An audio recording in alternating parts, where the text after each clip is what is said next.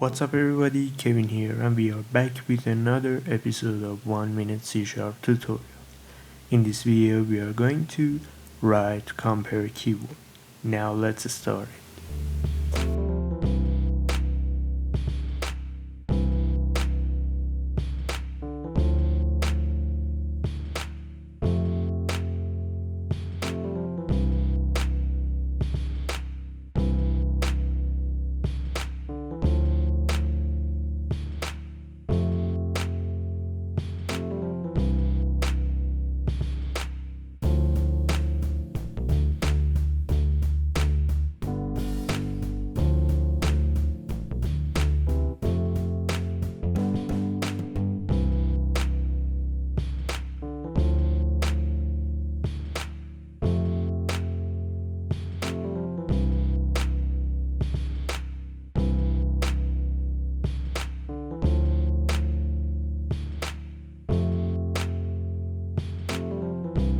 And that's it for this video guys. Thanks for watching. Hope you find this video helpful.